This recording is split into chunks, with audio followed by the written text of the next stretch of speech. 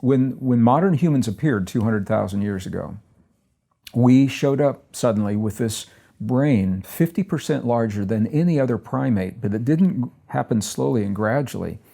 We had a neocortex that was a 6-layer neocortex. And this 6th layer is really interesting because this is where a lot of the innovation is coming from. But we had a brain 50% larger than any other form of primate, any other form of life. Previously, we had the same body proportions, we have the same nervous system that we have now. So there's obviously been an evolution in consciousness. I think we have to say that. But we are wired today the way we were when we appeared.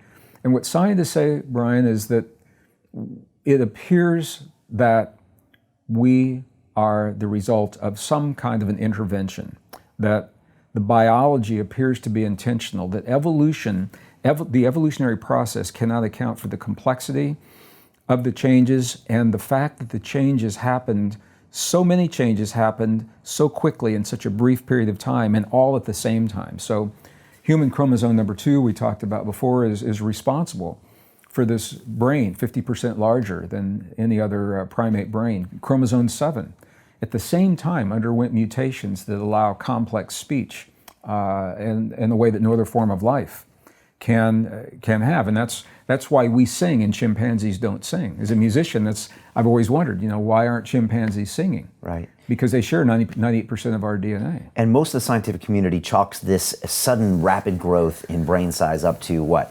Cooked food or changing in social habits, or what is the usual scientific community? Because there is this period that everyone agrees where there was this massive change in the human anatomy or in what we know. There is, and so where the scientific community is right now is they're in agreement that we appeared 200,000 years ago. That is accepted as Homo sapiens, as we are today. And the Neanderthals were already there. They're a product of evolution. Well, this is where it gets really interesting. Okay. Because now that we are able to do scientifically what used to be science fiction, we now can extract the DNA from the bone marrow of the beings that we believed were our ancestors, including Neanderthal.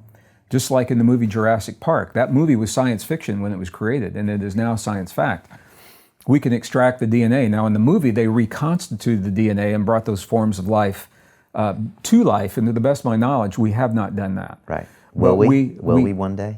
I would imagine that we're trying. Okay, I say we, not you and me, but I would imagine, I think if it can be tested, it's probably being tested somewhere. But what we can do, and what is happening, is that scientists are able to pull that DNA from the bone marrow, from the ribs, for example, of a Neanderthal infant, a baby girl that was found in northern Europe, 30,000 years old as her body was dated, 30,000 years before present.